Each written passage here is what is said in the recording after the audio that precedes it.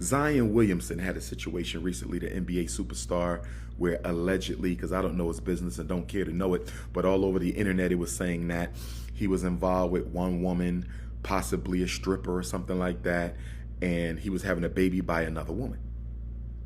And when the stripper found out, she tried to destroy him. Why? Because there was no love there.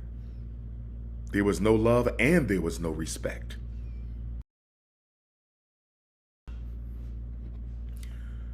Peace in Pan-Africanism, peace in Pan-Africanism, peace in Pan-Africanism.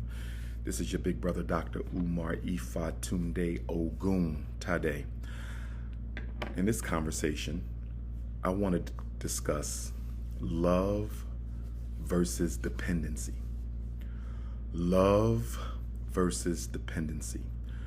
As we all know, there's a lot of conflict in the Black community right now. Brothers and sisters at each other's throats, scapegoating each other for their own mistakes and lack of accountability and responsibility. Black romance is at an all-time low. When you look at us as a group, although we do have some very, very, very promising and shining examples of Black love at every age group, for that matter, in every age group and at every age level, for that matter. But I'm going to talk about this issue of love versus dependency, because people think they're in love when they're really just dependent on that other person for their own emotional stability. You understand? That person is simply a distraction away from the focus that you should be applying to oneself. So let's talk about love versus dependency. When you love someone, you are unapologetically and uncategorically committed to their growth and happiness as an individual. In order to love them, in order for it to be true love, you must want the best for them, even if it doesn't include you. I want to say this again. I want you to enter, under, and overstand me. I'm going to say this again, and I want you to enter, over, and understand me. Love is not conditional. Love is not conditional. If your love is conditional, it's not love. It may be a romantic contract. It may be a relationship contract. It may be an emotional contract. It may be a sexual contract. It may be a financial contract, but it's not love. And I'm not saying there's necessarily anything more with those aforementioned types of contracts if both people come into the situation with full disclosure and understanding.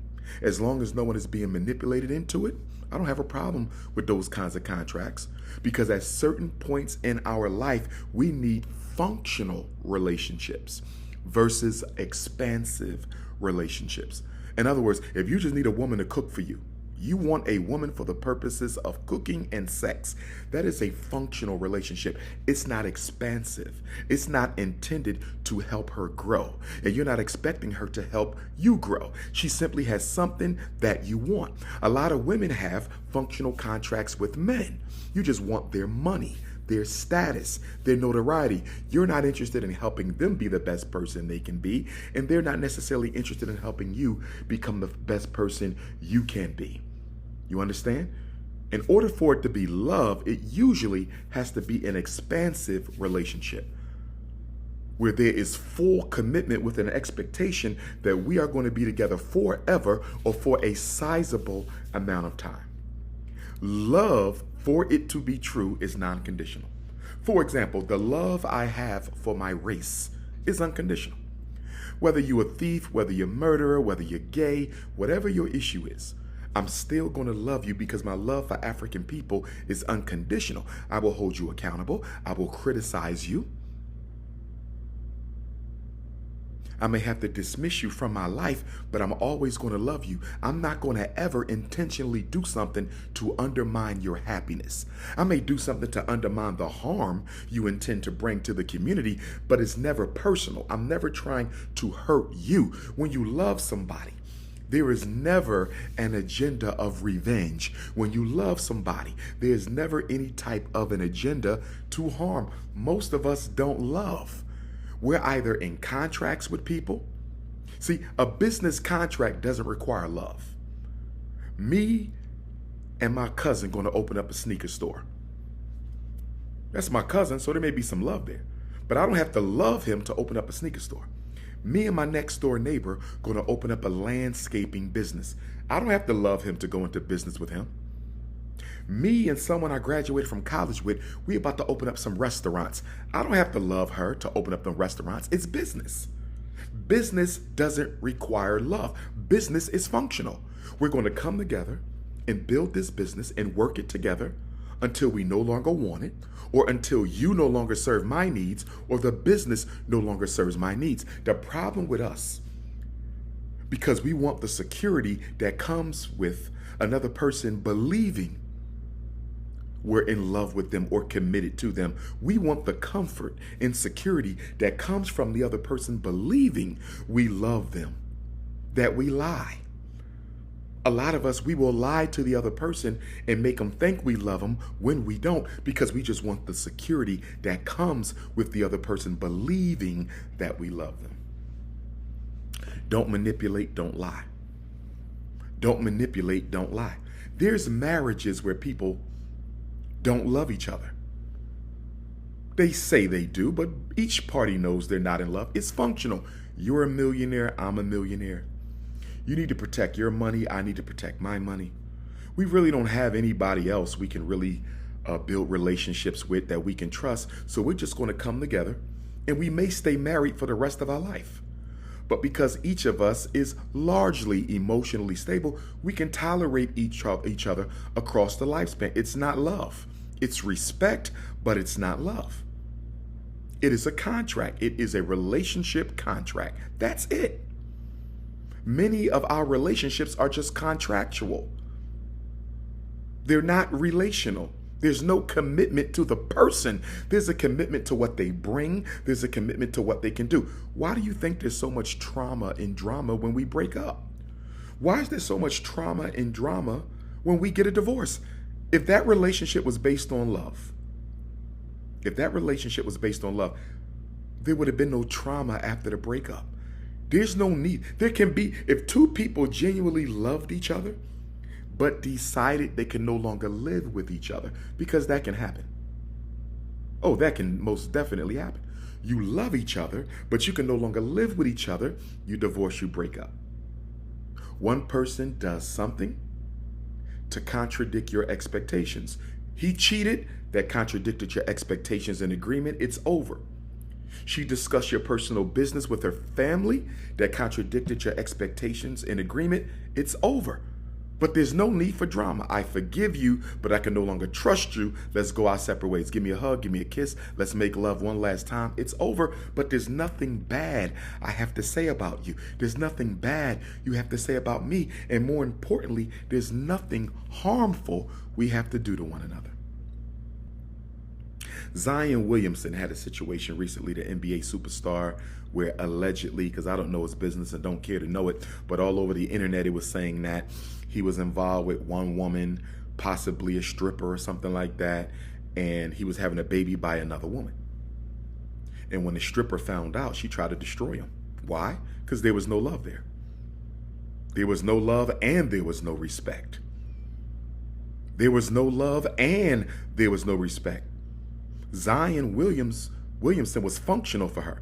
She was looking for money, status, stability, whatever she was looking for, maybe a long-term relationship. She had some expectations that he may or may not have dishonestly conveyed to her she would receive. And so she decided to destroy. If someone ever tries to destroy you, I can guarantee you they didn't love you. They could have loved you at some point and fallen out, but they didn't fall out of love because they found out you cheated. It don't work that way. You don't stop loving somebody because you found out they cheated. You may stop trusting them. You may end the relationship. You may no longer desire to be with them, but you don't stop loving somebody on the moment. Love is too deep a spiritual reality. Love it contains too much energy. It does not end in a second. It takes time to get over love. You don't just wake up tomorrow and try to destroy the person you loved yesterday. It was not love. It was dependency. First of all, an emotionally imbalanced person can't love nobody right anyway, because they don't even love themselves. If you're dealing with mental illness, you can't love another person in a healthy manner because you don't even love yourself yet. You got people running around talking about, I love you. I can't live without you. First of all, when somebody says they can't live without you, when someone says they can't live without you, that's normally a sign of dependency. That's not love. Love is not dependency. I can love somebody and I can still live without them. Oh, yes. It may hurt to move on, but I know there's life after this relationship when I love somebody. But when I'm dependent on somebody, when I need you to exist, when I need you to function, that is not love. That is psychological dependency and emotional dependency. A crack addict, they're not in love with crack. They're dependent on it. Opioid, you're not in love with the substance. You're dependent on the substance. A lot of our relationships are unhealthy because one partner or the other is dependent. They're using that person to distract them from the work of self.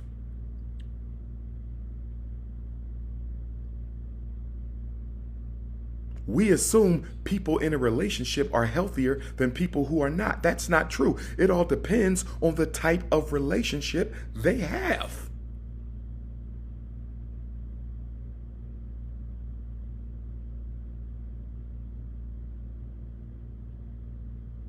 I need you around or I'm going to self-destruct. You cheat on me, I'm going to kill you. First of all, anytime a lover murdered a lover, there was no love. That was dependency. I'm going to say it again. All these stories in the media of black men killing their spouse, black men killing his girlfriend, black women stabbing her husband up, that was not love. Love could not do that. That was dependency.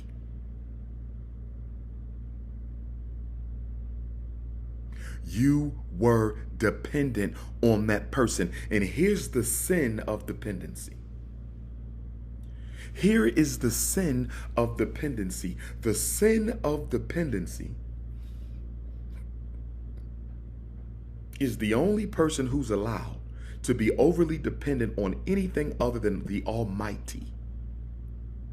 The only person we're supposed to be overly dependent on is the Almighty. Once your husband, your spouse, your wife, your girlfriend becomes more important to your survival than the Almighty supreme ruler of the universe.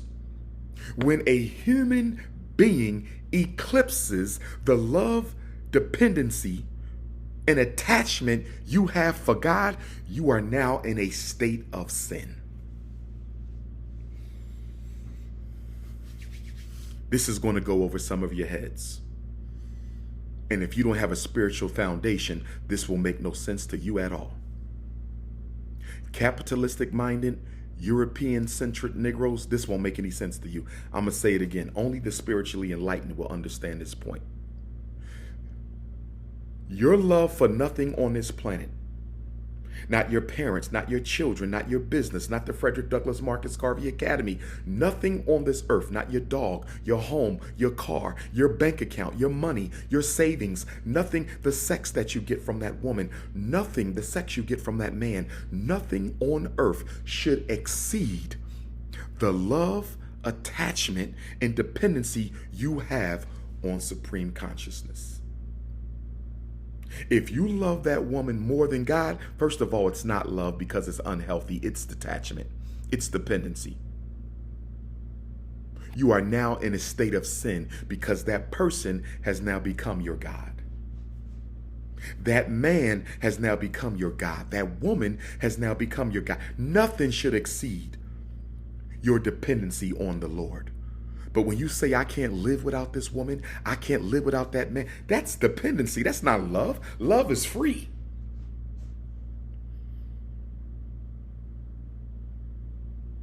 Love is complete commitment to the other person's best interest. Love is a charitable act. Love is never selfish. Love is a charitable act. When you're in love with somebody, you're committed to their best interest independent of your own. That's love.